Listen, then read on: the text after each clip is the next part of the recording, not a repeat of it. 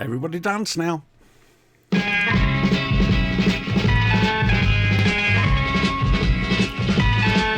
You've got to fight for what you want, for all that you believe. It's right to fight for what we want, to live the way we please. As long as we have done our best, then no one can do more. Hello, dancing. Sorry. Hello, welcome to the Fighting Blade Live. I'm Siobhan. Will you politely say goodnight? Right, I got the quote wrong. Who cares? Let's meet the plucky girl assistants. First of all, over on... Yes, on that side, it's Lilibet, the Wonder Girl. Hello, sweetheart. Everything all right? Yeah, mostly, you know. Ah! That's quite the reaction. Yeah, create an account or log in to use Twitch chat. What? This is my own stream.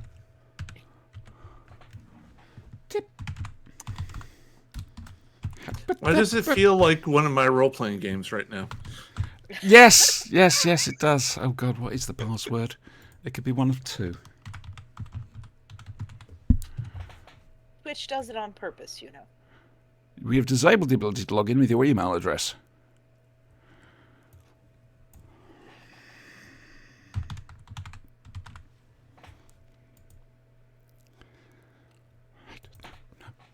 No. You enjoying yourselves at home?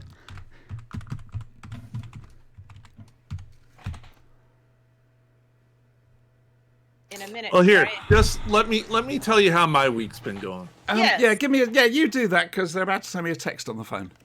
For fuck's sake. I can't Get open off a me. bottle with a bottle opener. That's how my week's fucking going. Good. Gower. So there I was.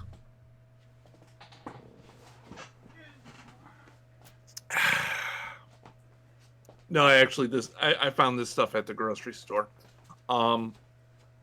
It's by a man named Michael, Uh-huh. and it's spicy black cherry lemonade. Y'all can work it out yourselves, but smooth. It's tasty. I'm in trouble here. Yeah. I always find black cherry stuff reminds me of cough medicine, though. So, Brian, how's your week been? Good enough. So that there you- I was Yes. Yes. at the grocery store. Yes. They moved the soda over near the alcohol. Oh, I hate it when that happens. Oh no, this is very dangerous. Hi, how's it going? No. So your week was that good, huh? Yeah,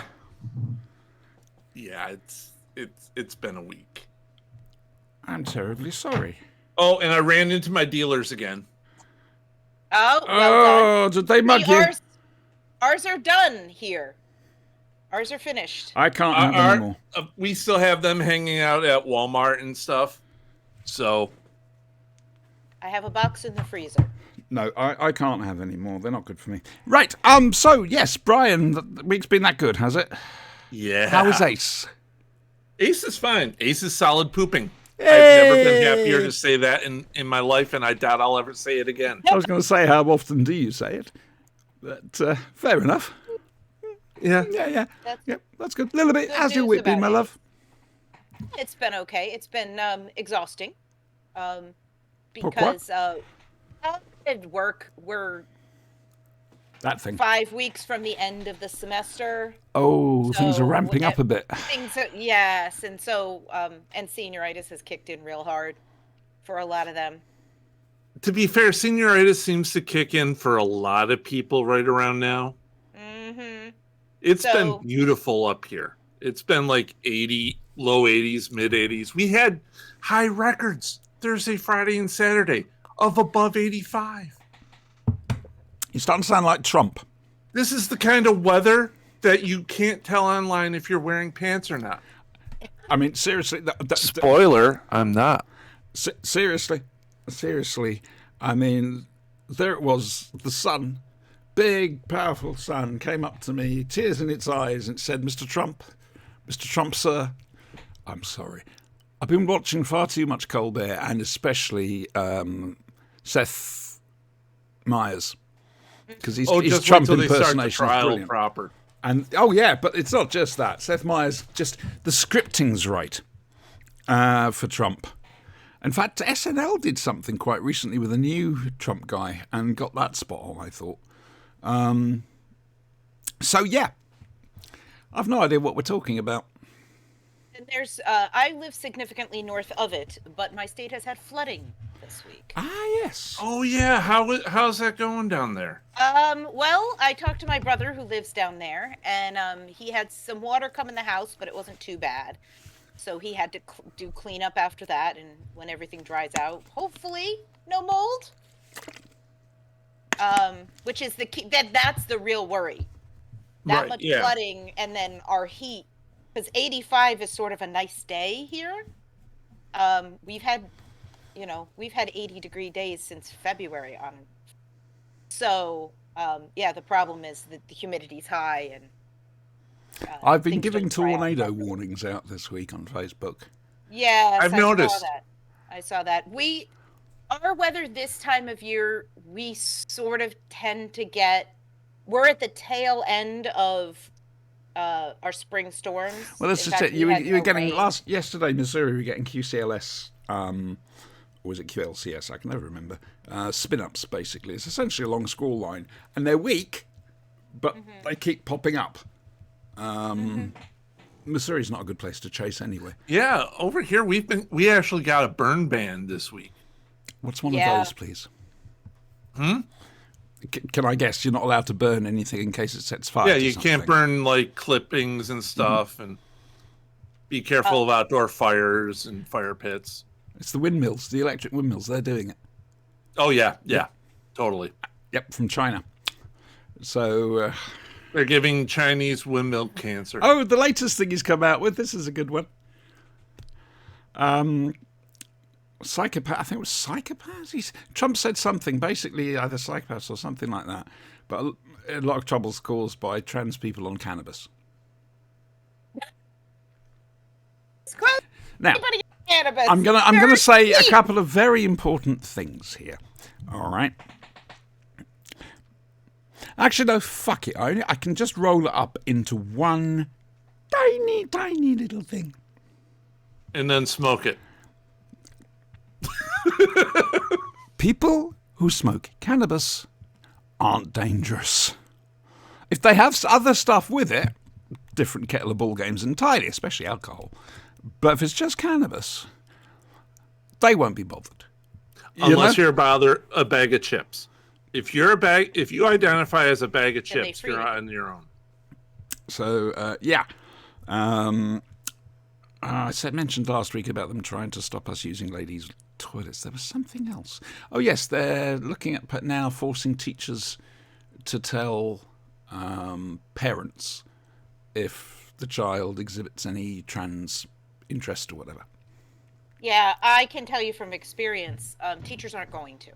I hope not, because the trouble that would cause. There's always a bad apple.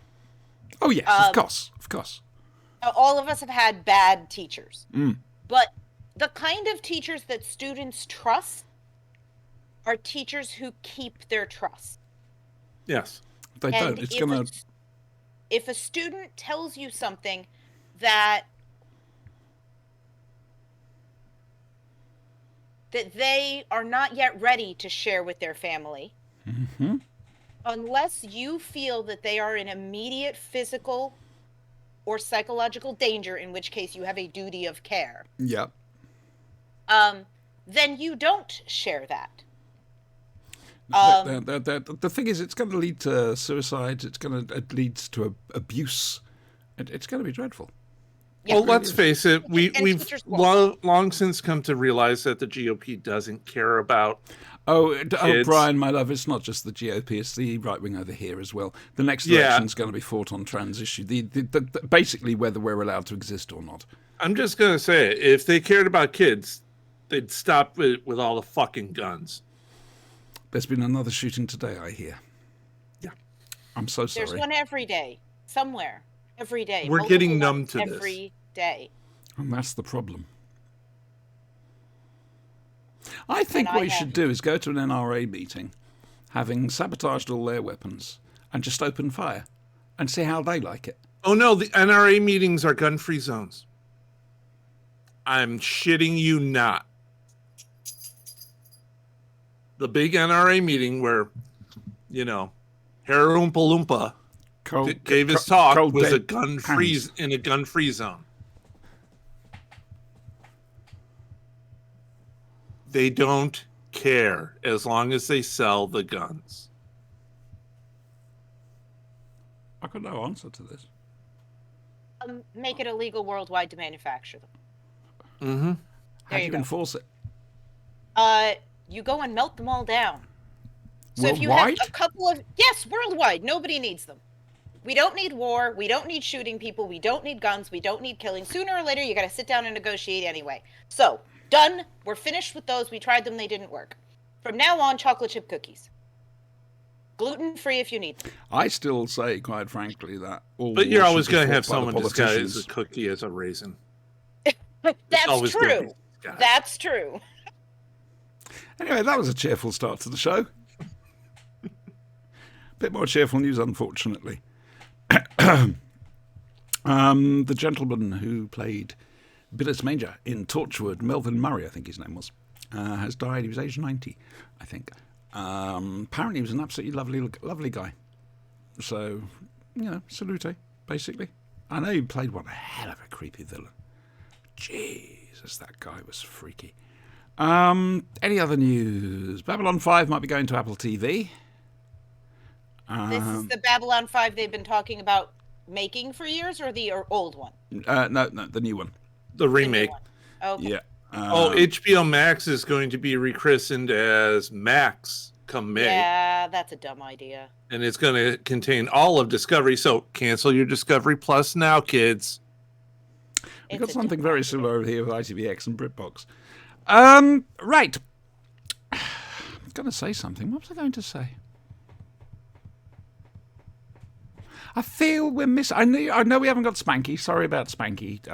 Real life has got in the way tonight for Spanky. We send him our best. But I have forgotten...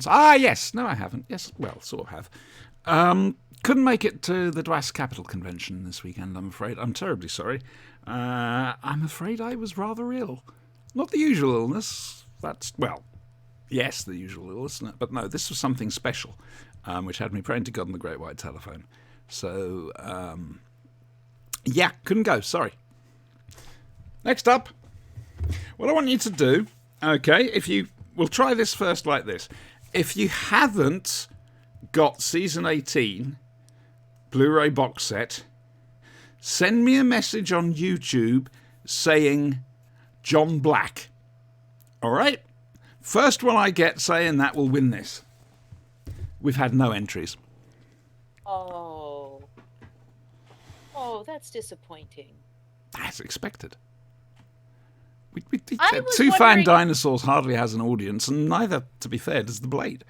I was thinking that maybe because it was the connection with Antiques Roadshow, I was thinking maybe that someone had evaluated the Master's cabinet or something. Yeah, no, that's a fair thing. No, apparently the director is now an expert on Antiques Roadshow. So this was from Sheila Raskin, who played Cassia in Keeper Traken, via Steve Noonan at somebody else's funeral. Right. Good. There's a possible Hartnell thing happening. It's going to take a bit of juggling. We don't know what's going to happen, but it'll be for the 60th. I can say no more. I'm sorry. My lips are sealed. Ha ha ha ha ha ha. Do you know, I'm sure there was something else I was going to say tonight. I know a bit of news. Please, yes. For Savage Rifts, the new South America book has come out in preview form for all its subscribers and backers. It's a solid book. It's excellent. I love it. Expect to see some soon in the near future. We accidentally blew up South America. The whole thing. It's rather large. there were an awful lot of nuclear weapons. Oh, dear. It's okay. They got better. No, we didn't. No, South America did. The GM turned round and... Sorry, Richard... Yeah, he was GMing. Richard turned round to Ian and said, right, what are you going to do? I'm going to open fire. Are you sure you're going to open fire? Yes. Okay. Can I have your character sheets, please? What just happened? He set off a complete arsenal of nuclear weapons. Bye-bye, South America. It's not my worst mistake. That was all but destroying the universe. I made it better. Did you use duct tape? No, I had to undestroy a planet. But no, this is Rift South America, so all the neat little goodies are in it. Giant vampire bats, Incan demigods, mutant animals. Yeah, it's going to be fun. I have to admit, I wouldn't mind playing a Time Lord again. Ha! Especially McFadden. What do you mean playing? Yeah. McFadden was too much like I used to be. He sleeps nowadays, thankfully. Shall we do what we came here for? We could. What did we come here for? Oh, fucked if I know. Where are we? Oh, for Bod's sake. There we go. Look at me trying to keep some semblance of... Anyway, and now from the worlds of BBC Television's Doctor Who, it's Doctor Who.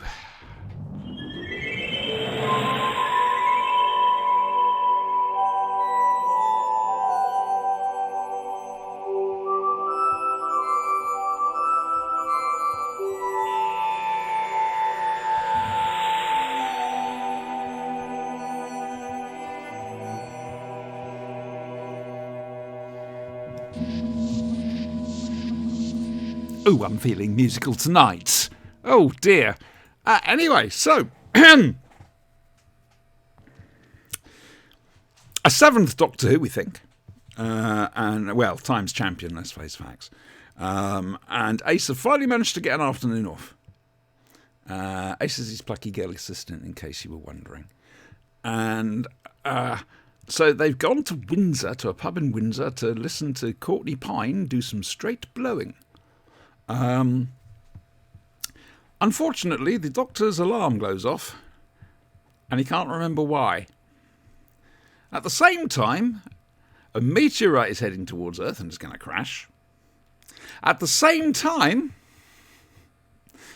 in Brazil, I think it was, or Argentina, one or the other, I don't know, the Fourth Reich is about to emerge to collect something from this meteorite. At the same time, but a few hundred years ago, a woman called Lady Painforth, who is part witch, basically arranges to a time storm to brew up in her dungeon.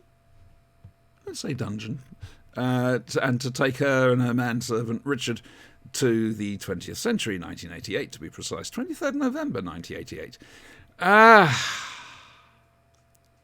Okay, got all that? Good. It's Silly Nemesis. Yeah. The reason we're watching this, again, it's not Ace's arc we're actually interested in, even though it concerns Ace. I'll point it out straight away this time round. There's a chess set in the study. Yes. It's right there. So, also there's a fez, which, fair enough. Yes. He wore the fez. He thought, well, can't say no. Yes. Who would like to go first? I'm being nice. Well, she has notes. I have notes. That's me you're pointing at, but many notes. Oh my God! I bet they're all over the wall. Can't lose a wall. They're all over the complicated directions on how to work all the remotes for the TV. Brilliant!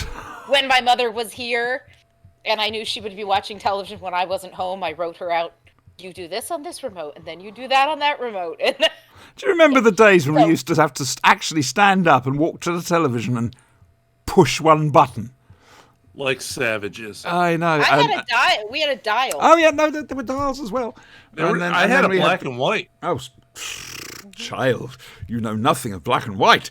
No, then there's the wonderful catalogue posing you had to do to try and get the aerial just to the right part for the reception. Normally you're on one foot, sort of stretched out like a ballerina, and the other person in the room say, yes, that's it, stay there, you've got it. See, I was the kind of child that used to take tinfoil and put it on the TV so I could get better reception. Fair enough. Rabbit ears, yep. Rabbit ears? Yep. Fair enough. I thought you were going to say you were going to wear it as a hat. But, no. I used to play around with the TV all the time. I was bored. Do not ask it. At 7 years old, I hooked up a ColecoVision without reading the instructions. At no time did you try and lick any sockets? No. Oh, no. That's all right then. Though I did stick metal things in them. Your name is Dale Cooper, and I claim my £5. It was quite electrifying. Yes, well done. That was a shocking thing. My brother did that too. My mother ended up calling the ambulance and the. I never got that bad. I got zap, or why is my finger twitching uncontrollably? Well, he took her keys.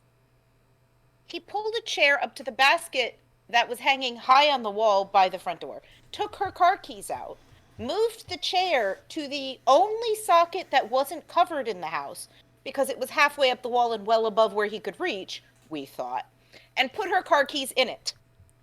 The only thing that saved him is the fact that the car keys were covered with rubber, like the base of a car key often is. So he got thrown off the chair, and the electric, sort of the metal plate that was on top of it was black.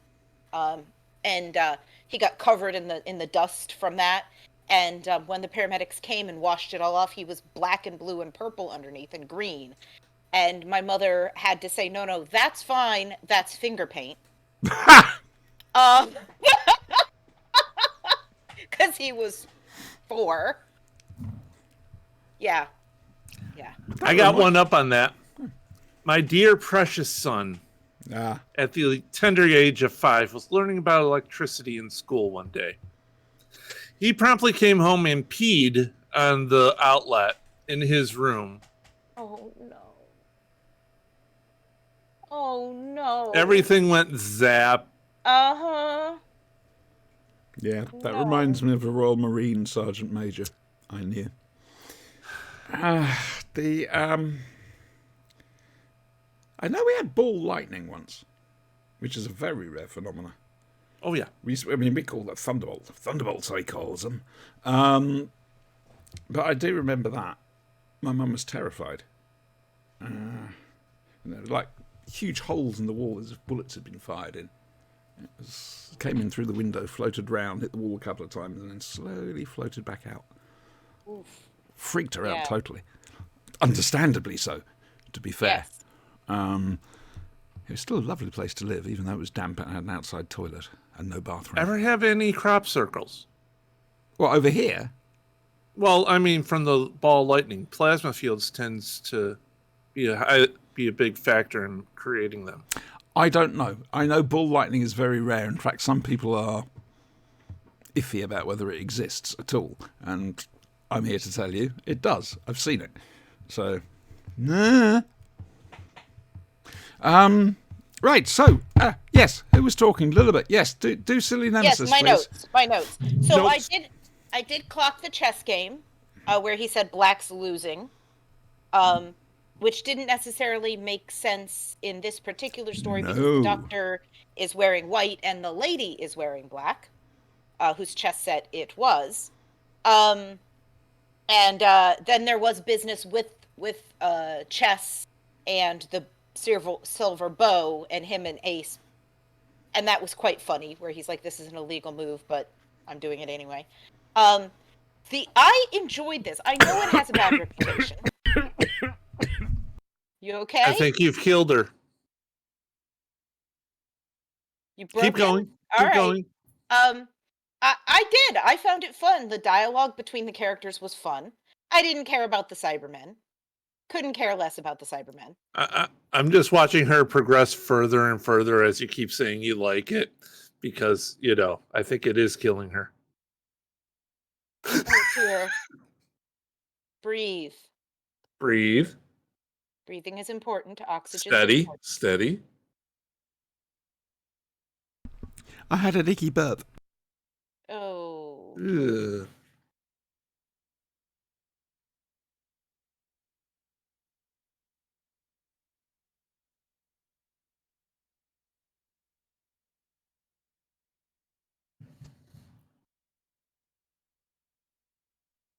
You know, if she dies on camera, our ratings go up. I won't be able to get the 250 quid from Harry Hill. I'll be dead. Just saying. I'm the one putting all the effort in. Sorry, I just had a Nicky burp. Oh, and it really set me off. Awful. Yeah. I can tell you something really gross, wasn't I? About being ill. Yes. Yeah. No, you may Okay, guys. You know that whole being ill thing? You might not be over it. I'm still getting the odd stomach pain. Yes, cover your ears if you don't want to hear a really gross thing. But obviously I was ill this weekend. Hi, Rosie. And Trixie got to the bucket before I could empty it.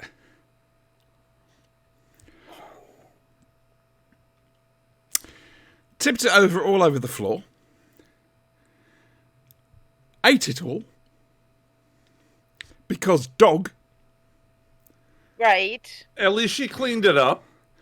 Oh, not properly, no. Left it there so I couldn't really see and skidded everywhere.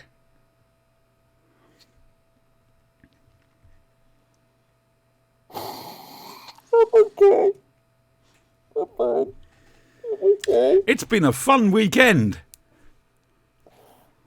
I'm okay. Bad Trixie.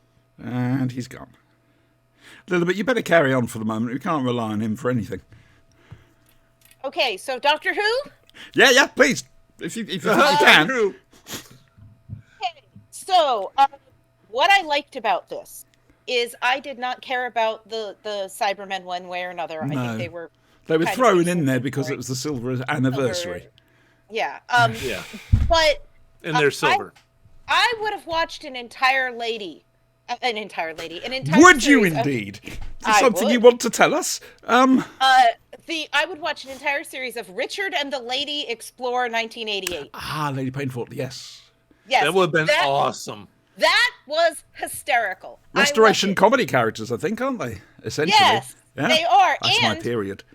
And I looked it up, because they show up at her house, which is now a safari park, right? I couldn't find out, or based on the plot of the story, there didn't seem to be a reason for it to be a safari park, except that they wanted to get a joke in. It's more than that. It was necessity. They were supposed to be in Windsor, so they needed the Windsor Safari Park.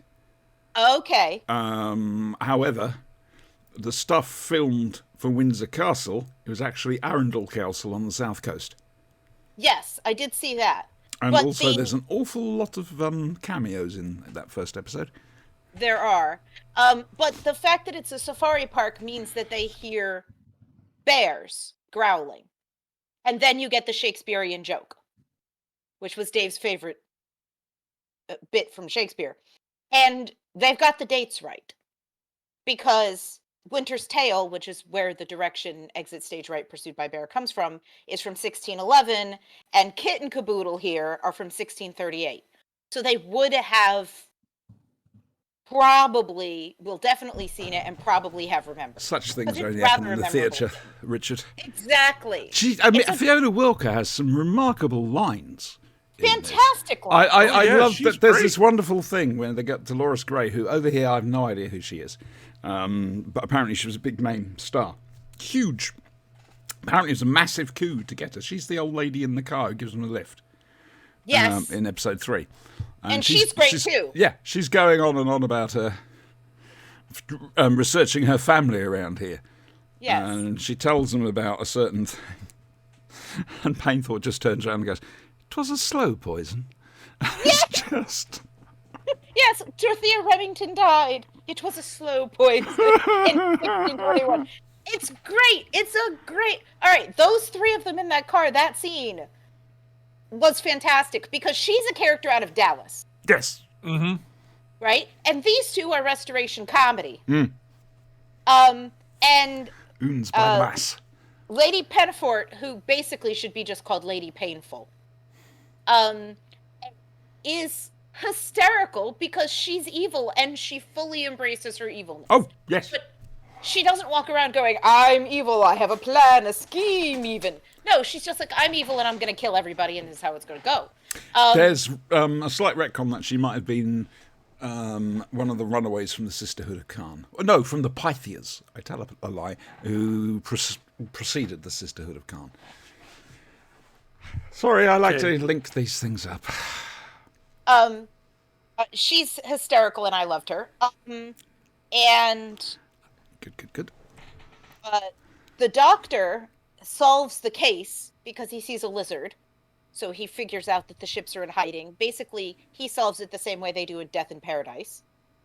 Because there's a little lizard in the detective's house that sometimes the lizard does things. And he's like, ah! Of course. Exactly. And then you have, he goes, cyber warships, thousands of them. Cue Kev McCulloch going nuts. Well, it reminded me of Zulus, thousands of them. God. That's on YouTube now. Is it? Yes. It was a fun story. I love that the Cybermen bad guys are wearing ear defenders because safety first. Always. Do you know what they were called? The Walkmen. Of course they were. Seriously, that's... Of course they were. And there's some great lines in this script. Even the Cybermen get a good line, which is this the human condition of madness, leader? It is. Kill them. There's also really bad ones because of click. Yeah, there's gold. Aye. And the Nazi characters were had the flaws. Well, here's the thing. If you're in hiding in Argentina, yes, would you necessarily have all of your paraphernalia out in the open? Would you be flying your flags and being just like, hey, I'm not at all in hiding. I'm definitely an evil bad guy. There weren't any swastikas, though, were there? It just seems like a bad plan. I think there were. What, in England? There were. No, but in Argentina. Well, that's different. I was in a private house. Well, yes, but outside. On the balcony. Where people okay. No, well, how else are you going to know they're evil? Well, exactly. He did basically just walk in with a sign on him saying, hi, I'm the evil Nazi bad guy. You know, the actor was a guy called Anton Differing. He was, again, a really classy actor to get in. He hadn't the faintest idea what was going on. He'd only come over so he could watch Wimbledon.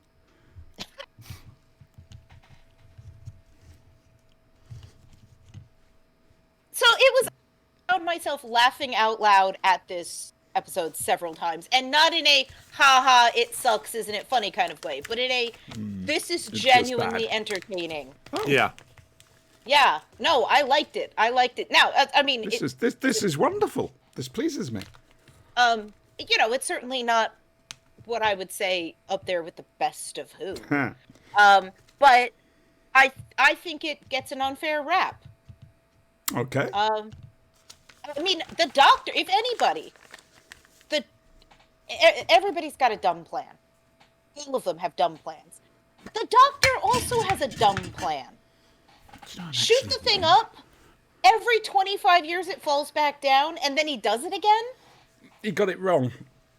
And no, it's not. It's every 25 years it comes in orbit, but this time round it's going to crash. So each time round, it's been a comet in the sky, orbit, and that became a presager of doom, World War I, Kennedy, etc. And it was a decaying orbit, and so come 1988, it was going to crash. Dumb plan. Actually, he got his sums wrong, to be fair. It was the second Doctor. He got his sums wrong. It just feels... And then he launches it again. And clearly it's in slavery to him. Because it yes, says but he does freedom. release it upon the destruction of the Cyberman fleet. Yes. Where does it go to? That's true. Wherever the hell it wants. Gallifrey. Hey, hang on a second. Just 2 stories ago, didn't the story end in exactly the same way? The Doctor tricking the bad guy into using the Super Space Time Lord weapon, and instead it destroys their fleet or their ship, and then goes back to Gallifrey. Remembrance of the Daleks and Silver Nemesis, the conclusions are yes. horrifically close, and quite frankly, Remembrance is a far better celebration. Yeah, this didn't necessarily... I mean, I got that they were trying for the silver anniversary, and that's very cute. And they were trying for the Who is Doctor Who and all that nonsense. But it wasn't very... All of that sort of stuff wasn't very good. But the dialogue and the characters and that was a lot of fun. Mm-hmm. Yes, but the thing is, they were aiming more at a younger audience with this incarnation. They were aiming at kids. No. The first year, everything was very confused, and Sylvester had to rely on his comic chops to see him through it. But as of this year, it starts to get dark, it starts to get dramatic, and his portrayal goes the same way. I just can't help but feel they were still aiming for a more younger audience with the inclusion of Ace, the Happiness Patrol, the less... It was I think more it might have been trying episode. To show a more modern view on the world, possibly. That kids aren't in shorts and tweed caps. Maybe. I just felt it was aimed at a younger audience. It feels like it. It definitely feels like it. And I think Silver Nemesis is one of those which could be quite... could be used to show how bad Doctor Who had got by then. The sad thing is, it got so much better so much quickly. The entire problem is executives. With anything. It's that bad because you have tons of outdoor shooting. So it looks great. It's all shot on location. It doesn't, you don't have that really horrible, we have 6 cents and 3 sets. I see. I actually quite like that. I think, did I say last week there's a case to be made for multi-camera television still? Switching from film to studio and whatever. There is. That's an art form itself. It is, but this just looks good because it's outside. I think it just looks plasticky.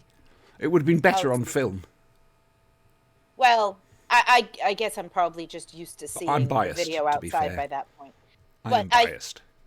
Most of the 80s was video. Yeah. Do you know it killed the radio star? You can't prove that. Yes, but not the deputy. I was heading there. Ah, dear. Okay, fair dues. And I just think all the actors, it's a little hammy. But all the actors know, they're all in the same genre, which doesn't always happen with Doctor Who. Sometimes you have characters doing a high Shakespearean and other characters doing vaudeville and, and then some doing serious science fiction. Everybody seemed to know what tone they were supposed to be in, and that's where they play it. There is a making of Silver Nemesis documentary, but I can't find it anywhere. It was an American TV making of documentary. Really? Oh, American fans. I don't know, one or the other. For PBS or something like that? Maybe. I don't know. I know when they released Silver Nemesis on video, it got bundled in with that. Let's see. This was 1988? This was, yes. Yeah. They were doing... Could have been a Nickelodeon special thing. It would have been... They did a lot of making-ofs. They did. I genuinely don't know, my loves. I don't know. I have to look that up at some stage. Mm-hmm. Anyway, please, carry on. I'll look that up now whilst you're doing the talking stuff.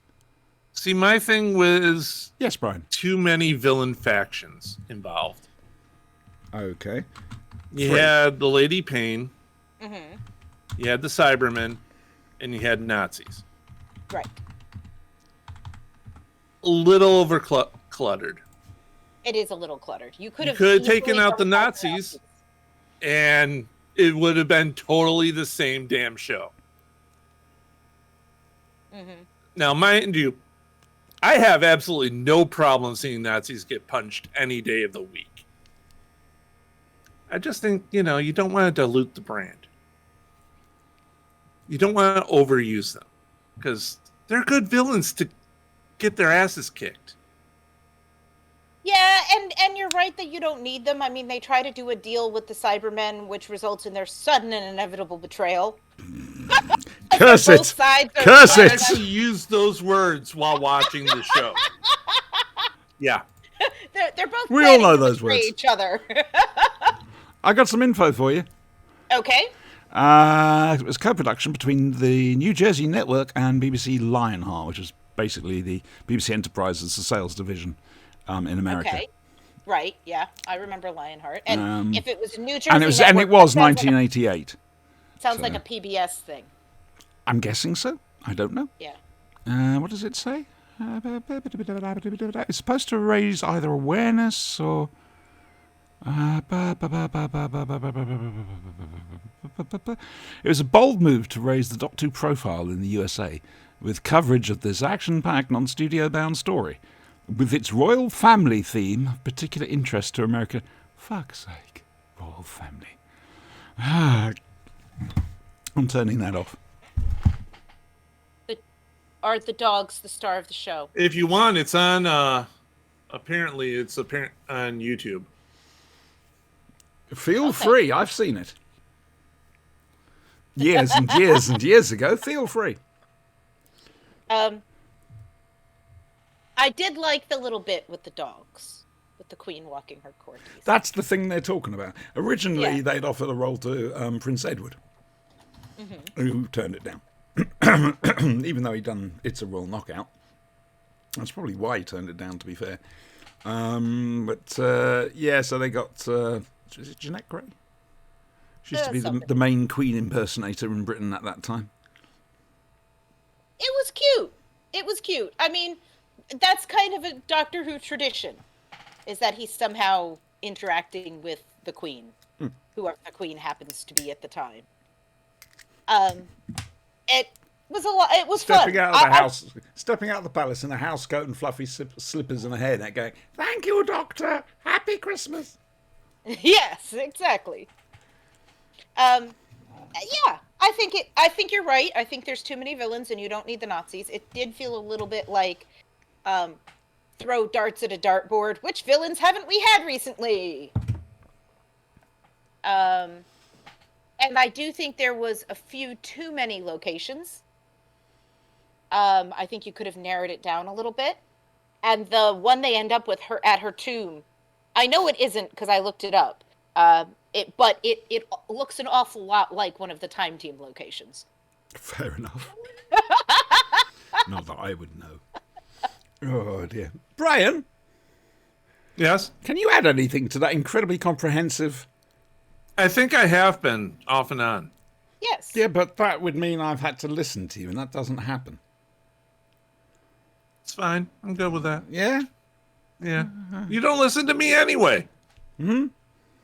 Exactly. Quite so. Okay, did you enjoy it? That's the question. It's Silver Nemesis. Did you enjoy it? Wasn't bad once I let go of all the seriousness. That's a good step to take. You do tend to think, oh, Cybermen, very serious. Cybermen, very frightening. Terrifying concept. And here they're not. They're just another mediocre bad guy. Yeah, and then the whole, oh, there's a witch. Oh, there's Nazis. Oh, there's Cybermen. Are we sure it's not Saturday morning down at the movies? Are we sure it's not an RPG I run? Come on. I remember one place we turned up and we walked out of the ship and there was Cybermen there, and I turned around to everybody else and said, "Nope, let's go."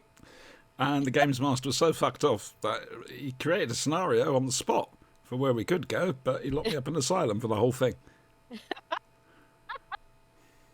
Fair dues. I deserved it. Yes, I would like to see Kit and Caboodle explore 88. I think that would have been an excellent. That would have been hilarious. Kitten Caboodle. Just to watch him have a meltdown every 5 minutes. Yeah. He's like, llamas, they're gonna eat us. She's like, it's fine, move on. What is this? Carriages. It's fine. That's because she's already gone cuckoo. Right then. So that was Silly Nemesis. That was fun. Do you know what we're doing next week? Can you guess? What are we doing next week? I'd be very surprised you don't know. The Curse of Fenric. Oh, that's a good one. I knew this was leading to it. Yeah. Yep.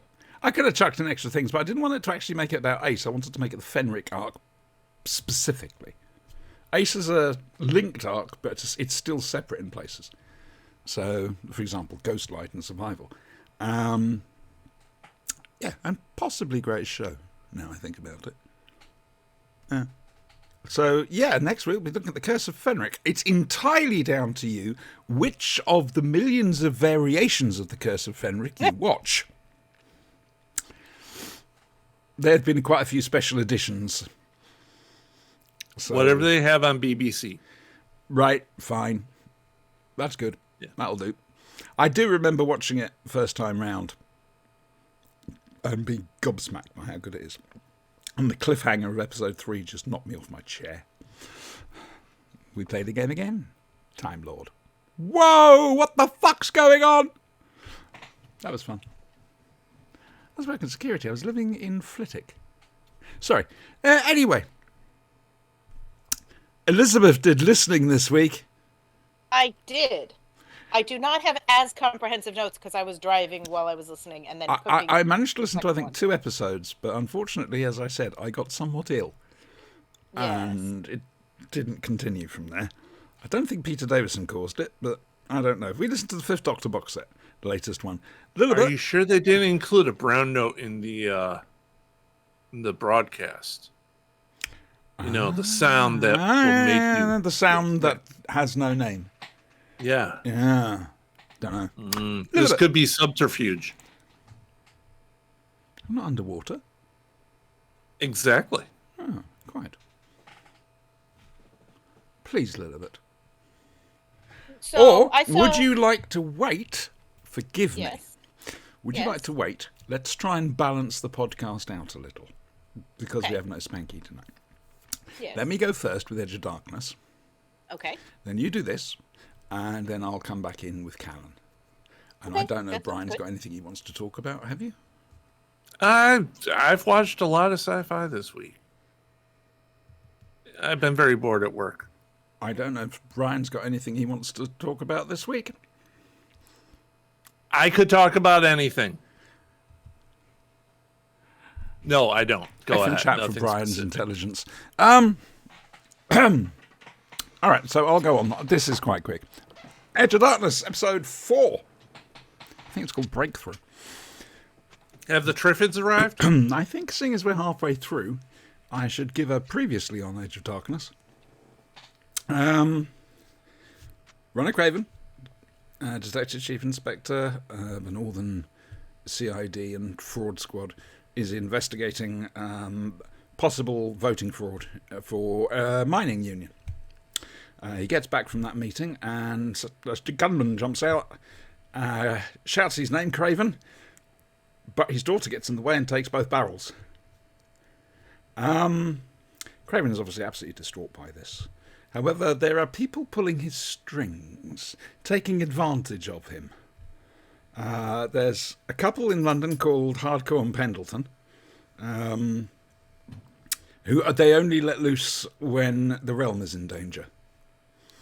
And yes, because otherwise they're filming an ITV series called Hardcore and Pendleton. Yeah, I'd have seen a spin-off of those two. Also, there's a CIA agent called Darius Jedburgh, played by Joe Don Baker. I always get that name mixed up. And he's absolutely brilliant in it. And like I say, things are slowly... little bits have dropped to him. In this particular episode, he's waiting. He's waiting for the gunman to come and finish the job off. The gunman gets in and Craven gets him talking. mean, Craven's at the end of a double-barrel shotgun, but he still gets the guy talking. And the guy turns around. You were both marked for murder. Him and his daughter. So Emma's death was not accidental. Unfortunately, the police get a bit overeager and their snipers kill that bloke. And Craven breaks up, completely breaks down, totally. They end up having to take him to hospital and he has to see a psychiatrist and this, that and the other. Because he was so close to finding out more about what's going on. Anyway, he finds a note in one of Emma's books, which is listings of London Underground stations.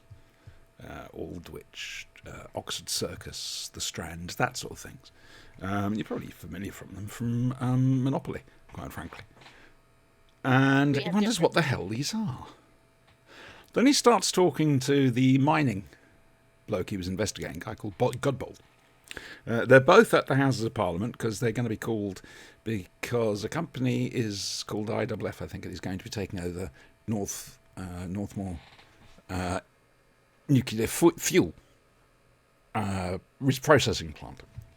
And Parliament are considering whether to sell it off to an American company or not. Unfortunately, they're doing stuff they shouldn't be doing. Emma found out about it and led a team of Gaia activists down into the tunnels to get proof. And they got killed. All of them.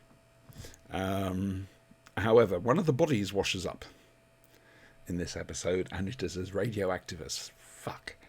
So something is going on. As a result, Craven breaks into the MI5 computer, and that's a very tense scene, and manages to get a printout of what all these names mean. And it's a three-dimensional map of all the galleries underneath, in the cave system underneath the nuclear plant. He's going in. He's going to go down there to find what Emma didn't, or find what Emma did. And Jedburgh's going with him. That's where it ends for the moment. This is a setup episode for the ending.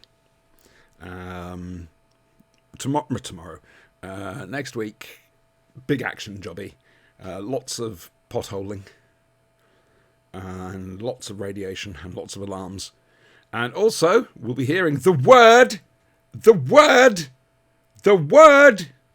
Cribbos is the word. Yes, Brian Croucher will be in there.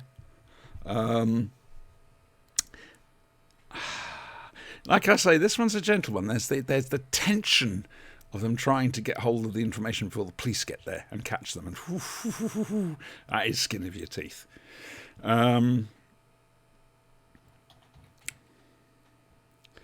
Like I say, it's interesting to see. Craven, now he knows he's onto something, and suddenly come alive. He's still gloomy as fuck, but now he's proactive. Now he's going to do something. And we're going to see where that goes. And we'll see that next week. Anybody? Questions? When do the Triffids come? Did we do Day of the Triffids? We should. I thought we did. Dave and I did. We did a version. What, the BBC version? Probably. So the most accurate version then? I don't know. It was that film is dreadful. Just saying. The film is not great, but the film does have a comedy Triffid. Mm-hmm. Is it called Audrey 2 by any chance? No, it's in the park, and the dog is barking at it or something, and he looks at it, and it literally basically goes, la la la, I'm doing nothing. It basically whistles innocently. It's a good book. It's very funny. It's a very good book. But unfortunately, the film's nothing like the book, which is a shame. I'm still waiting. I mean, the BBC remade it 10 years ago, maybe longer. And they decided, we're not going to stick to the book either. But the early 1980s adaptation starring John Dutton. Brilliant. Absolutely superb adaptation. I mean, they could include everything, but they bloody well tried, and considering it was a BBC budget. It's just all deeply depressing. Oh, God, it's terrible. And Dave and I had an argument about the fact that these people are suddenly useless because they're blind, and that's nonsense. So there's all kinds of things I could do in my own house with my own stuff. These people are like, don't know how to operate anything, don't know how to do anything, can't cook. Baloney. Well, there's no electricity. There's no gas. Not initially. The shops aren't open. Not initially. Well, no. I mean, they take in blind people when they finally find themselves somewhere they can live safely and survive. I mean, in the beginning when they're, like the morning after, and there's this huge exaggerated nonsense about how. Do you not think there might be a hell of a lot of shock as well? Because it's not just one or two people; it's practically everybody. Yeah, but they don't know that. Most of those people are in their own houses. They don't know that everybody's gone blind. They just know they have. Yeah, but they'll find out very soon enough. Yeah, I can understand. I'm defending it because it's part of the novel. It is, and I get it, but I don't think it's a particularly good point of the novel. I think that. Remember when the novel was written? Well, here's the thing. I could cook in my own kitchen without looking at it. I could crochet without looking at it. With my eyes closed. Could I drive? No. That would be dangerous. That's how you crash cars. But could I operate in my own house pretty efficiently? Yeah, and people do all the time. So, although you'd make mistakes because you were new at it. I say, do you not think the period that it was written, John Wyndham as well being a man, a white man, do you not think he may have succumbed to certain stereotypes? Probably are, yeah. And I think it is just a lack of... I think it's a plot point that's used to emphasize how helpless everybody is, and then you get one character later on who's been blind her whole life and is perfectly efficient. And I just don't think it was particularly good. Now, there's parts of that are very, very good. I'd say the first several episodes. You wake up tomorrow morning and you're blind. Yeah. What do you do? Well, absolutely have a little freak out about it. Yep. And then figure out, call for help would be okay. What if the phone lines aren't working? And if the phone lines aren't working, go downstairs. Yeah. And make myself some food, which I would be sure you haven't left any clutter around? Yeah, because I don't leave clutter on the floor. Because there's I'm no not gas, an idiot. there's no electricity, so whatever food you've got is cold. Yeah. Just let you know. Where are you going to get another supply? Well, also part of this is the difference between American kitchens and British kitchens. Oh, okay. That's interesting. Because I do a food shop once a week to every 2 weeks, so I always have a lot of food. That's what most people do. I'm weird. Well, see, now maybe my experience is very unusual. My experience in England was that people shop every few days with what they can carry. That's not bad. But a lot of people do the weekly shop. So that there would always be food in the house. Yeah.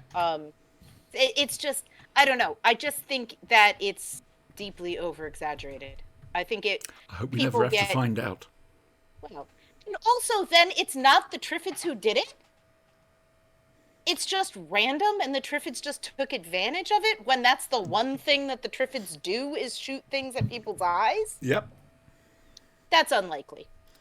I've read one somewhere that it's science fiction. Giant plants are walking around and stinging people and then eating them. It's unlikely, Elizabeth. Yeah, but I read somewhere once that it takes between 40 to 120 hours to develop the skill that a blind person has. I think Lilibet's thinking more along the lines of being somewhere completely familiar. Yes, it's a lot easier. As soon as you step out that front door, it would be incredibly difficult. And I'm not saying that people don't have incredibly developed and had to train and had to learn. But at the beginning of the story, these people are in their own homes. It's the morning after. Things have just happened.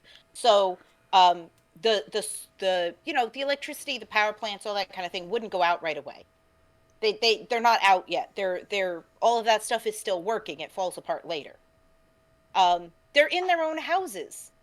Would you be freaked out? Would you be scared? Absolutely, sure. But they're shown as completely incapable, and I found it deeply unrealistic.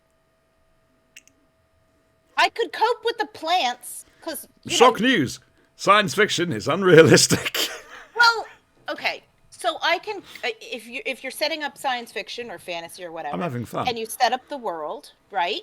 You say, okay, I need you to buy in that there are these plants and they do this thing. Like, okay, fair enough. That's the rules of this world. But the rest of this world operates like the modern world. Okay, all right. But then it doesn't. And I found some of the ways that people behaved in that deeply unrealistic. But fair enough. An opinion is an opinion. Did you ever read the sequel, Night of the Triffids? No, because I was annoyed enough at the Triffids. Okay, it's a far more recent thing. It's set in America. This one. I just found the whole thing deeply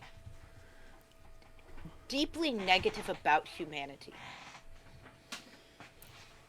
To be fair, I really don't have much faith left in humanity. Oh, I do. I have a lot of faith in humanity. There are certain people I don't have a lot of faith in. But I have a lot of faith in humanity because so far we have 100% success record of overcoming things that have happened.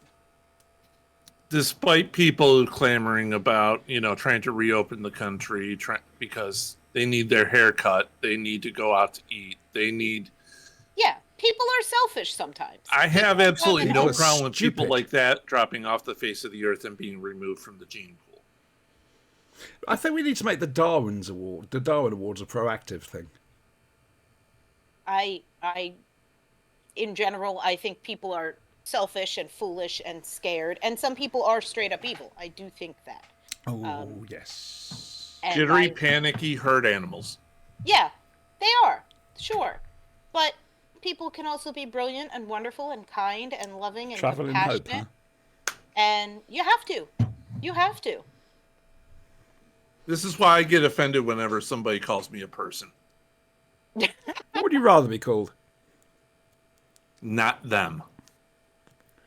And you see, I'm a member of the we. Other. Entity. Entity is good. Entity is a broad one.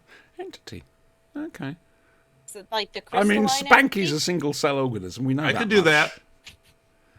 He's subdivided a couple of times, which has worried me. Anyway, so that oddly, was weird. Also the Triffids? Was Day of the Triffids. More Triffids. Sorry. No, I'm absolutely fine about that. Absolutely fine. I got my Triffids in. Anyway, Lilibet's now going to do more talking to tell you about this week's big finish, which was the Fifth Doctor one. It was Fifth Doctor, Nyssa, and Tegan. No Adric. Adric has done a boom. This one's called Conflicts of Interest, and it's got 2 stories, Friendly Fire and The Edge of War. Friendly Fire is basically a Western set on an alien planet. It's a human colony, and it's a mining colony with a very small... 30 people. I had the first 2 episodes, so... and it's basically set up like a Western. The Doctor is the guy who shows up from out of town, who's friends with an alien who settled there, and goes to visit the alien, and the alien has disappeared, and the house is empty, and the natives are hostile and sketchy, and the town doctor is like, hey, get out of here while you still can. And of course, the natives have murdered their friend. I hadn't got to that bit. Oh, sorry. It was a bit obvious that he was either going to be taken prisoner or killed. Yeah. Spoiler. Dead. Sorry. Dead. Well, no, we've left it for a week now, so that we can talk about spoilers. Plus, it gives us more time to listen to the damn things. Which reminds me, what's this week's? And the town has been a small group within the town, led by the sheriff, is intimidating everybody else into covering up this crime, because they're all a small group of them actively pursued the doctor's friend, whose name I don't remember, but is basically one of those characters. Kelmer or something like that. Something like that. And they there had previously been a war between their people and the humans, and the sheriff is a descendant of one of the veterans of that war, so there's this old hatred. There's bad blood, is there? Yeah. Okay. It's basically, it could be a western set in a mining town with someone who was from the war between the states showing up. I found Tegan in the episodes I heard to be very moany. She was a bit Too moany, I thought. Every single time they gave her a funny wisecrack. You know? And they also, in both stories, left her on her own. And the doctor made a comment, something like Tegan can take care of herself. Yes, I remember that, yeah. And Tegan can take care of herself, but Tegan shouldn't always have to. No, it's always Tegan and then Nyssa and the doctor.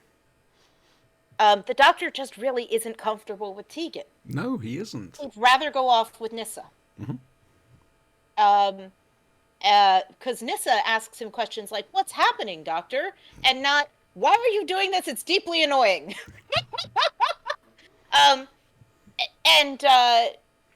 But Tegan learns the lesson at the end of it. The writing of the ending of Friendly Fire felt a little bit like a very special episode of Doctor Who. Oh. Where at the end, Tegan learned the lesson that the bad guys can sometimes look like humans. It's a good lesson to learn. Well, yes. It's a sad lesson to learn, but... By now, Tegan has been learned preparing us for that all the time. I mean, you can't tell me that Tegan has, at this point, after Adric is killed, that Tegan has never had a story where humans were the bad guys?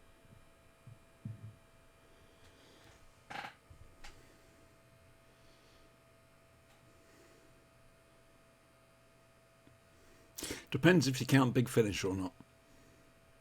I mean, we're doing Big Finish, so you kind of have to count Big Finish. Okay, there's far too much of the canon for me to cover. Yeah. I'm sorry. I don't know all. I mean, from the TV point of view, no, not by this time. But for Big Finish... It feels trite. Because even if humans weren't the main bad guys in some of her stories, there were human bad guys. Oh, yeah. Ringway? And... But she didn't know about Ringway. Hang on a second. No, go backwards. Can't really class Richard Mace as a bad guy. Kinder, she was fucking stoned as hell for the whole of that. Porter Doomsday, let's not talk about that. Castrovalva, they were nice people. They just didn't exist. So if we take Arkham Infinity, maybe? Well, it's got to be post-Arkham Infinity. So Snake Dance gives you... Lon wasn't evil. He just got taken over by evil. He was just a bit loudmouth prat. Mordrin Undead, humanoids rather than humans. Do you want me to shut up now? Maybe that's the point they're making. Maybe the scriptwriter was looking back at at the shown episodes and going, well, we haven't had a human bad guy. It just feels really I don't know. For some reason, I just felt it beholden upon me to give you somebody to talk to whilst you're doing this. I didn't really like the experience of listening to this one, and I'm not sure why. I thought the score was very heavy, very John Carpenter, Vangelis. It was uncomfortable. Final Countdown by Europe. Uncomfortable to listen to. It was a little bit bombastic. And I was in the car, and I was nice. It was synthy, but it was too much for what it was. So I didn't particularly care for that one. Edge of War was a different kettle of fish. It is set. Well, okay. First of all, it's confusing at the beginning, and it didn't help because it was accidentally on shuffle. The reviewer's curse. And then I figured out that that's what was going on. Yeah. It's still confusing at the beginning, but we've all been there. Nitsa rolls up on a bicycle. Of course. And asks this French guy for help because she feels like she's been cycling forever and the lanes all look the same and she isn't sure where she is or what year it is or whatever. And he says, oh, well, you must be a visiting artist just passing through town. He gives her a backstory. And she's like, yes, that's what I am. And there's some kind of thing that rolls across them. And she loses She's almost being written there and then. Yes. And then they go into town because she says, well, is there a place to stay? There's only one place to stay. They go to town to the local inn and tavern. And who's running it with this exposition heavy boom, just like Nissa's, is Tegan. And she's been there a little while. So they're out of sync with each other. And it's clear that they recognize each other, but then pretend not to. So this turns out to be a little town right on the edge of the Maginot Line, just before the war starts. And there's bad things happening with time. Quick explanation for our younger viewers. The Maginot Line was a line of French fortifications to stop Germany walking in. And it was a brilliant defensive line, so the Germans went round through Belgium instead. Yes. It's World War II, basically, loves. Yes. So it's this little French provincial town in a snapshot moment right before everything goes to hell. Which it turns out is not quite as idyllic a town as it seems because these time waves come in and people change. Okay. And they go back to what they used to be. Time reverses. Right. So time goes a certain far and then it reverses. And there's these sounds that come with it. What are the sounds? There's a high-pitched sort of sound. Okay. Nothing like recognizable then? No. Okay. Machinery type sound. Thank you. And the fortifications, as they call them, which are just being built, and then have been built. And then at one point, Tegan's in there with a young soldier who sort of hangs out in the village and is sweet on Tegan and takes her there to see the ghosts, mostly as an excuse to sit in the dark and hold her hand. Yeah, very sweet. Suddenly gets shot by the ghosts, and she's trying to save him. And then they run into a lady in a Jeep, and then the lady disappears, and Tegan's trying to drive the Jeep. And it's the time things are getting shorter, and they make less sense. And they end up at this chateau, which is way too big and does not belong in the town. And run by the Count. Who's been Exactly. Thank you. Who it turns out, who the Doctor initially thinks is another Time Lord. Mm-hmm. And that the whole thing is a TARDIS. It's an understandable thing to come to. It is. And he's wrong. Davison's Doctor wrong? No.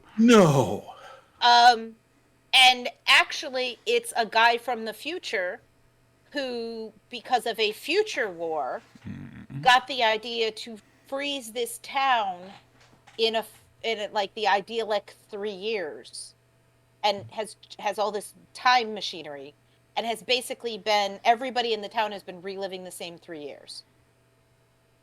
Any sense of deja vu to them? They know that they're not being allowed to die because everything resets. So even if they die, they come back to life and they reset. And they have memories of the previous loop, or sort of. Okay. They know things are wrong. Okay. And they know, and it's not necessarily being lived. They're not necessarily doing the same things again. They're not stuck in like a repeating time loop so much as they are finding themselves reset to their younger selves, their self from a few years ago. All right. And so some of them have gone mad, and some of them have been resisting against it and just doing what they can to survive. Mm-hmm. And some of them are pretending it's not happening.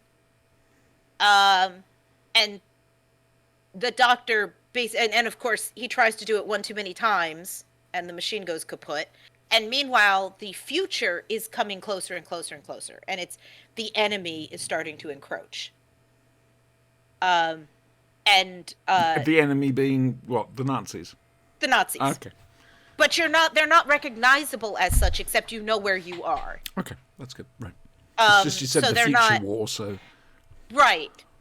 So, you never actually, you hear them as sort of almost zombie type noises, but they're never identified. I mean, they are later, like you know what war it is, you know who's coming, but it's never, sounds good. You know, yeah, it actually is really good. And the end for Tegan is a little bit heartbreaking, like the last 2 minutes, because Nyssa and the doctor, I don't know, do you want me to tell you? Yeah. Okay. Go ahead. Nyssa and the doctor are in the in the chateau when with the gateau, wearing a chapeau. Mm-hmm. Yes. So they reset the machine enough to break the time bubble. Okay. Basically. Okay. So now the entire town is going to basically be back where it should be in time. And what was going to happen is going to happen. It's going to be blitzed out of existence, isn't it? Yes. But because they were in the chateau when that happened, they were kind of protected. One of the ladies who was in there, who's been throughout the story, gets aged almost to death, but everybody else is okay. The Dr. and Nyssa are all right. Why is Tegan so sad? Well, because Tegan was outside with the soldier, and they were running towards the town, and so the time affected her differently. So she gets to the town, and she's lived an entire year with this soldier, running the pub. And then the TARDIS shows up one morning, and she knows that means that the Germans are about to arrive and something's about to happen, and she has to let him go that day to his unit and not say anything to him. This sounds and let him good. go off to his death. What's it called again, please? The Edge of War. And what's the name of the box set? It's called Conflicts of Interest. Okay, and it's been out from BigFinish.com for just over a week now. Yes. Next week, and it is very good. Next week, no Big Finish.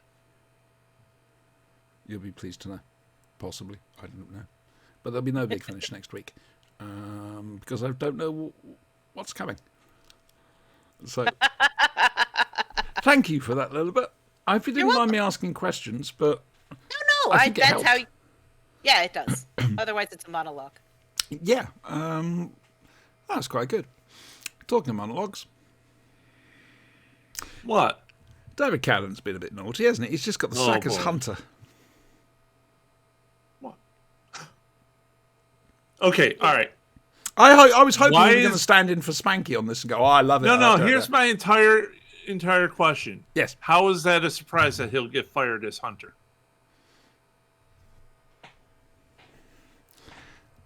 I didn't say it was a surprise. You said he's upset that he's been sacked as Hunter. Oh yeah. I mean, I told so you. I told you last week. I think he was more upset about losing Cross than losing the job as Hunter. Anyway, Skaz, what the hell's going to happen to him? The section doesn't have a hunter right now, and Callan's been told go away on holiday for 2 weeks. Just take a couple of weeks on leave. Callan says, yes, please. All right, I'm going to do that. Can I have my passport, please? Nope. Sorry, what do you mean I can't have my passport? You can't have your passport. In the meantime, the section looking into something. Mr. Bishop is running the show temporarily. Mears is let loose, which is always a worry. And Callan basically spends this episode trying to get his passport. Now, what's does he fill out all the correct forms? He needs to get a fake passport. So is he going to ask? Lonely. And Lonely, of course, knows a man who knows a man. And it's Tony Selby. I think we've mentioned... Are you doing eating at me again? Yes. What are you eating tonight? I have an iced cookie. Okay. I have my tea. I have no more food in the house. Actually, I've got some rice. But let me put it this way: once you pop, you can't stop. Oh no, I'm with you on that. I won't have them in the house because I know what will happen. There's so many things like that I just refuse to buy because I know what will happen. That's anyway. Yes. So Mears is investigating the death of somebody, a Soviet agent. However, whilst he was in a red file, which means they're targeted for death, actually he died from a traffic accident, which was useful. However, he had some remarkably good fake documents on him. So they start looking into this. In the meantime, of course, Callan's meeting up with Tony Selby to try and get his passport, and somebody else comes up to him, George Roper, from George and Mildred fame. Right, best quickly do this. What was is it called Three of a Kind? Was a knock on the door. And Three's Company. Three's Company, and you had the Ropers, yes? Yes. Right, over here it's called Man About the House. We had, again, British version. And a guy called Brian Murphy played George Roper, who's this pathetic little man. Youth Joyce played his wife Mildred, who was ferocious. It's brilliant. They got their own spin-off and everything else like that. But Brian Murphy here, he's a desperate guy because he's after a passport as well. And the guy doing them charges him at least 200 quid. Callan, he just charges 100. And this guy's not happy about it. Turns out this guy is actually the head of the gang that's doing it. And obviously, he's realised that Tony Selby's creaming off a large amount. And he's not happy about that at all. And people start to die. They make the mistake of threatening of threatening Lonely. You don't do that. Because, look, Callan hits Lonely.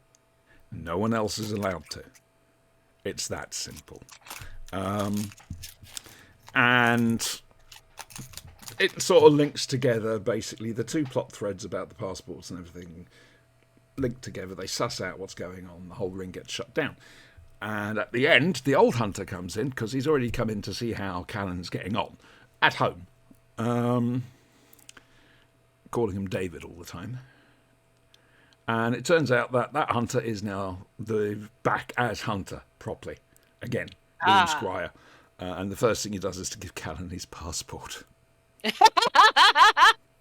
So basically, we're back to Hunter, Mears, and Callan. We've got a few episodes of just normal Callan shit. A bit of a reset. Then we've got a three-parter. Not quite a three-parter, but it's a trilogy. It's not continuous, if you know what I mean. Yeah, got that coming up. 2 episodes of Edge of Darkness to do, after which we'll either be doing a one-off of something, or we'll be going straight on to Kolchak the Night Stalker. So, yeah. Yeah, I've been watching a lot of Prey now. Okay. Prey. It's a 1998 TV series from Fox. Okay, so that means it didn't get past the first series. Exactly. Yes. Exactly. No, it's ringing vague bells. The name sounds something. It's about a genetic anthropologist who discovers there's a new human species. And unfortunately, this new human species has an urge and drive to kill people, to kill Homo sapiens sapiens.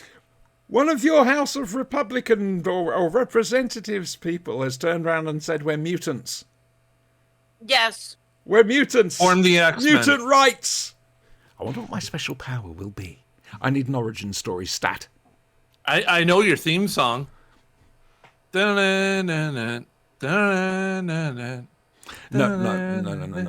Yeah. I don't know about a theme song, but my name would be copyright infringement. So I could leave a notice everywhere going, courtesy of your friendly neighborhood copyright infringement. Excellent. I thought this through. You have. I have. Oh dear, what's coming up this week? Oh, well, Picard's been good, hasn't it? Oh yeah, series Can't say finale too much on because Thursday. a little bit. I did see the clip because I saw the clip on YouTube of Spoilers. them going on, Spoilers. Go on. of them going on the bridge of the Enterprise. Oh yeah. Which Enterprise? That's not all though. Is it The the proper D? Enterprise. Is it the E? Is it the F? The Odyssey class ship? No, it's proper. The Enterprise F is the worst designed ship I have ever seen. Oh, come on. It has no right to be called an Enterprise. It was created for Star Trek Online by one of the players. It's got a hollow center. All right, so It's a logical extension of the E. and then you got the saucer section, and connecting it is two Yes. like neck pieces. Yeah. However, there's nothing in between. Oh, I could say so much right there, right now, looking at you. I know about nothing in between. Yeah, Trust me. it's a void. He crosses the void beyond the mind. Oh, dear. A giant hole in the middle of the ship, the mistake that the Galaxy Quest bad guys made. Oh, come on. The that all the Romulans have been doing lines it for donkey's years. The Diedrich's class. Diedrich's class has got a massive hole. The Enterprise was actually able to hide in it at one point. Shh, be very, very quiet. We're I'm hunting hunting Romulans. Romulans. All I can say is thank God for the Prime Directive because they couldn't leave that laying around. Oh, well, I thought that was pretty obvious. I think one of the Shatner books, Resurrection, whatever the fuck it was called, where he comes back as I don't know, but they say they preserved Kirk's body. Yeah. Just means that Earth will never run out of ham. I think they just didn't want his genetic material getting out because the Orion Syndicate would be all over that. Oh, paternity suits. I know, right? His estate would have to pay out like nobody's business. No such thing as money. And it would have really been embarrassing when they realized we don't have money anymore. Platinum, anybody? Gallium? I don't know. Something like that. I would say, check out I think it's What Culture. It's either What Culture or Trek Culture. Could be one of either of those two. On YouTube. They've been doing a wonderful series of ups and downs for each episode. And it includes cetacean observations where they basically dig out all the Easter eggs. This episode was 38 minutes long. There's a lot of Easter eggs. They name all the ships around Space Dock. And that took a little bit of effort. Because and can there I were just so say many. One spoiler. Thank God Shelby died. Shelby coming round the mountain when she's not. Fuck. She made Admiral. That's really pissing you off, isn't it? Yes, Elizabeth Shelby yes, it is. made I am Admiral. mad for Riker in this case. Riker didn't give a damn about it. Doesn't matter. He had a Doesn't family. matter. What gets me up, though, is Admiral Shelby, Commander Riker. She was head of the anti-Borg task force, and she essentially turned Starfleet into a Borg-like thing. Yes, that's how. Which they then took advantage they of. remark upon that in this episode. In this particular, there are some wonderful lines in it. they turn around and because there's a particular starship that they're going to reuse, and which has been rescued off the saucer section, has been rescued off the surface of the Viridian Free. After a certain empath, after a certain Beta Z fail her driving test. Yeah, never let her Troy drive. alone. Hey, she also crashed into Nero's ship. I'm sorry, Nero had the it woman's a coming. menace. She's not. She's Nero a had it stupid coming. Beta Z tart. Oh, You may have had it they're coming, being but she bombed needs to her license death. I revoked. feel great fear and loathing. Anyway. I've never been so happy to see so many wrinkles. Oh, that was a great line. That was a That great was a line. great line, and it had to come from Troy. There's a great line. They basically, Geordie turns around and says, well, face facts, I couldn't use the E, could I? And everybody turns to look at Worf. And Worf's there going, that was not my fault. Worf, it's now canon. It's been canon for some time, but it's now official canon. Worf was captain of the Enterprise at one point, the Enterprise E, and something happened to it.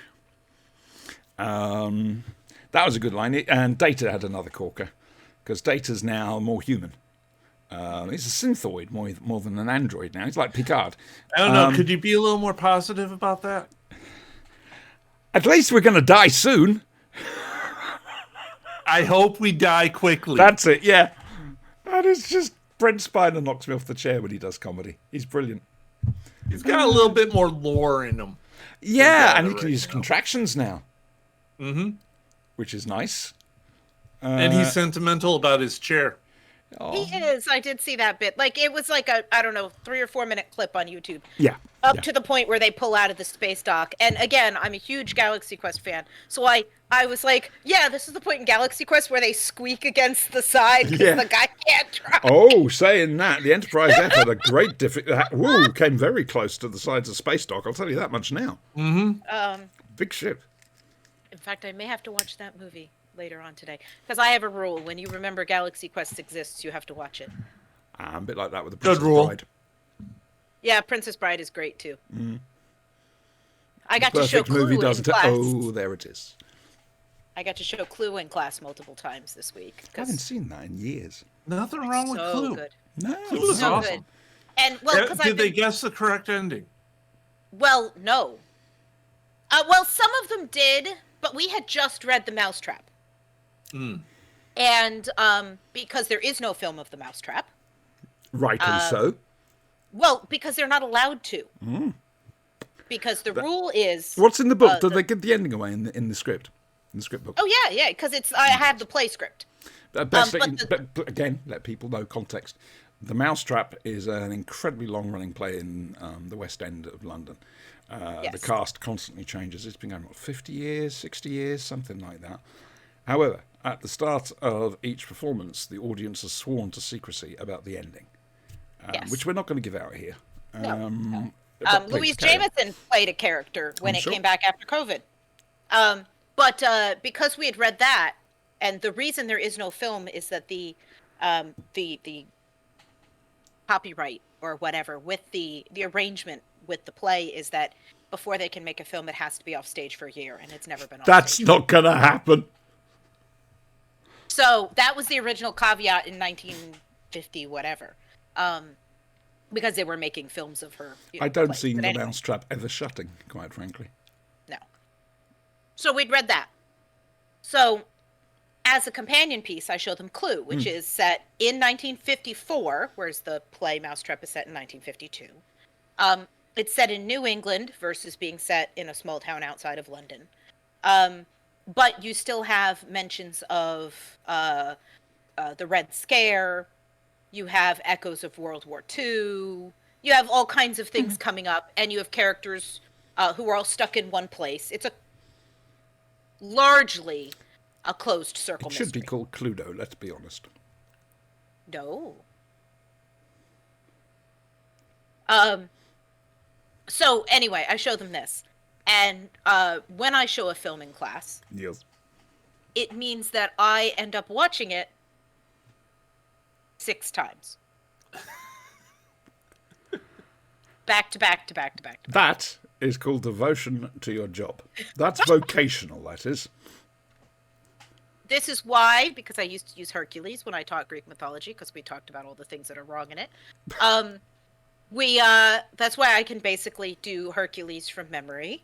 It's why I could do Muppet Christmas Carol from memory, because we used to do that, because that is honestly one of the closest I still adaptations. Want to see. Listen, there's only one way I would accept a remake of The Princess Bride. Muppets. Yes. In fact, there's an awful lot of things. I mean, Sinister and I cast a Muppet Genesis of the Daleks, and I want to see it. That's the problem. I want to see. They have to make that a Muppet Genesis of the. I mean, Doctor Who's with Disney. The Muppets. I mean, quite frankly, they need to do a Muppet Star Wars or a Muppet superhero. No, Muppet Star Wars would be better than a superhero job. There's a new one out. You could actually have Gonzo as Darth Vader officially. Yeah, definitely. There is a new series coming out. A Muppet series. Is it a series or is it a film about Dr. Teeth and the? It's a limited series. Electric Mayhem. It's got Kevin Smith. Yes, it does. Yes. But it looks fun. It's Muppets. I mean, I will admit they've lost something since losing Jim Henson and it all going to committee. It's lost the spark of sudden madness. Well, yes, but I think that the ones Brian did shortly after he lost his father are some of the best ones. I think Muppet Treasure Island and Muppet I don't Christmas deny that. Carol. It's the later stuff. I the can later take or leave films. Muppet in Space. You mean the new two? They're trying to get to that level, and it's a case of you can tell this madness has been scripted by committee. Yeah, they had a TV show for a while, and some Muppets of that Tonight. worked, and some of later than Muppets Tonight. Oh yes, there's a what's it? Miss Piggy's talk show, wasn't it? Yes, and it some of that worked and some of it didn't. It was Muppets nice to Tonight see was the great. Swedish chef coming out as trans. Little bit. I know 2 movies to have your class watch that will make them question reality. One movie is called The 13th Floor. Okay. It's a 90s movie. The other is Dark City. Oh, that's a good film. I don't know either of those films. I'm surprised. They're from the 90s. The 13th Floor deals with virtual worlds. Okay. And simulations and stuff like that. Dark City deals with, it's more Matrixy. Yeah, I'll go with that. It's One good. of the stories for the first series in the Buccaneer Chronicles springs from Dark City. I've had to change it completely to get away from the whole Dark City thing, but there's an inspiration squids. there. I can Richard really, O'Brien. I mean, occasionally I get away with showing the odd episode of Doctor Who. I love showing them blink. Because sometimes they literally fall off their chairs. Oh, yes. It's great fun. It's great fun. Great fun. We applaud. But, and they do yell at the screen, especially when I had slightly younger students. They yell at the screen, "Don't go in the basement. Are you an idiot?" You know. That's us. But generally, I've got to tie it to curriculum. So Yeah. last year, I ended up with about 5 weeks at the end of the year where I kind of had finished what I needed to do. And I put together a whole unit of, because we do British literature. And I was up to, I'd done P.G. Wodehouse. If and ever I'd you done Agatha cover Christie. archive British television, send them our way. Well, that's what I did. I did a whole 70s British sci-fi unit. And we looked at segments from Hitchhiker's Guide, which I know isn't 70s. But the radio series is. So we did that as part of the text. And we watched That's the book. title sequences or segments of different genres. So they could get a feel for the different genres. What did they make of the Tomorrow People? I don't know that they made anything particular. I then made them watch the photograph episode of Sapphire and Steel, the photograph story. The Shape. Nice. And I had a kid who loved that. Good. Absolutely loved it. One of us. And it's slow TV, but oh, isn't it? And then I had them talk about what are you seeing, what themes are there being explored, what is, and it was very, very interesting. This year I do not have time because we're down to 4 weeks, and TikTok. That's sad. So I made because I would have made him watch the Roman episode of Tomorrow People. No, Brian. That would have been good. No. Oh yeah, no. The Roman one. No, don't do that to them. Oh yes. These are young minds. They're easily scarred. Disco clothes. No. Hitler's brain. No. Right. No, we're not bringing back the Hitler one with Mike. Mike ruined everything. Every time my dean walked in this week to sort of do a walkthrough, because they walk through regularly. Sorry, I'm now thinking of the dean from Community. Have you seen Community? A little bit? I watched part of it and got bored. Yeah, sorry. I watched like 3 episodes. I watched some of it, but it's like, I don't care. I didn't care about it. I didn't like any of the people. You know what I cared about? When Mike was playing the devil's drum. That's what I cared. Tomorrow, people. You ruined everything. We're going to go now. What are you doing next week, Brian? Short week. Taking the car into the dealer to be serviced. So why is that short brake week? Pads. Because I have to schedule it. Mm-hmm. And so you have to take a day off. The service center is not open until 8, and they close at 5. So you're having a day off, basically. I have to schedule a day off to get my car fixed. Friday? Yeah. Fair of course. A little bit. Just more work, more tutoring, cleaning the house next weekend because my mother's coming the weekend after that. So I have to do the way you clean the house when your mother's arriving and not just the way you clean the house because you live there and what do you care? I'm currently cleaning, so for clean when the my house cleaner when turns up. It's just you there? I mean... Yeah, to a certain standard. Yeah, okay, I'm with you on that. There's I did laundry and like cleaned off the surfaces and ran the dishwasher. And then there's my mother's coming. And I whole need to new run level, the isn't it? Yeah, I gotta run the vacuum and I hate the vacuum. And so does my dog. Thank God he's deaf. He can't hear it anymore. So it doesn't bother him anymore. It doesn't bother him anymore. He just runs into it. He'll stumble over it. Next week, Saturday night, 8 p.m. UK time, 3 p.m. Eastern on Thaco Gaming, Twitch channel, and eventually on YouTube. Tales of the Astral Sea, our role-playing game which Brian hosts, on the Thaco Gaming Twitch channel.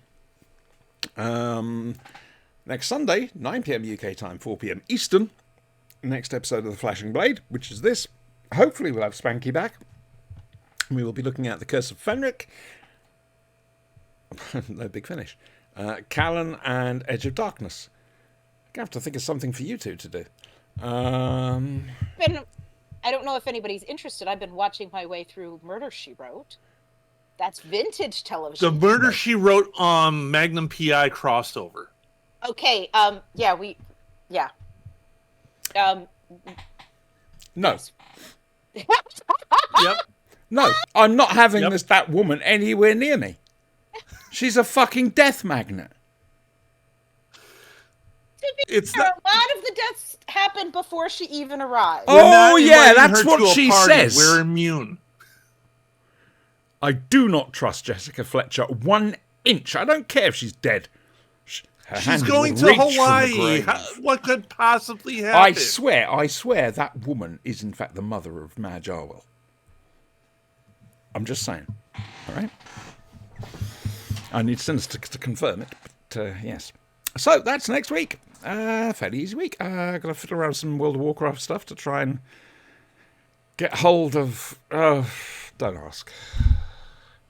I don't know. I just would like to point out a week ahead of time that you and several of the other players were the ones that said the encounters are too easy.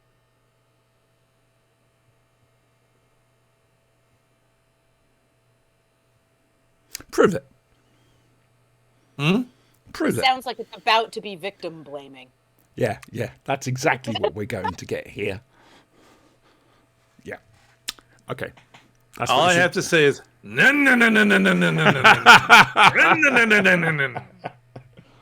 You'll never get it started. It's spring. Right. We're going. Thank you both very much. I hope you've enjoyed it. I hope you've enjoyed it. If anybody has actually seen this. See you next week for other stuff. So I suppose you better say goodbye, hadn't you? Hey. Goodbye, hadn't you? There we go. You see, it wasn't too difficult, was it? Was it? I can't find where this is. There it is. Look, it's there. I've got no John Levine thing for you tonight, so make one up in your own head. Say goodnight. You have, haven't you? We have. Yeah, okay, good night.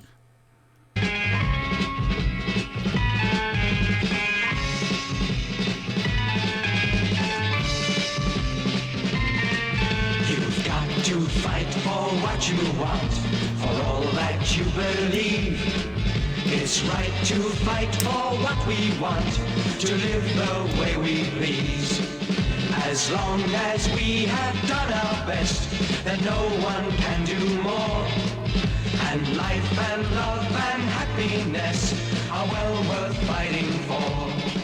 They're well worth fighting for.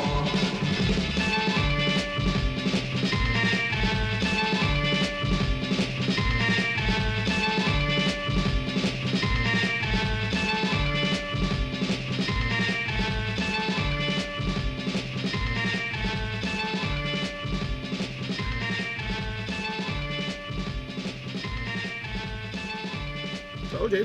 No John Levine.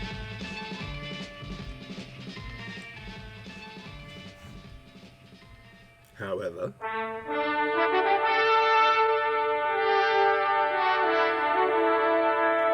there's a goat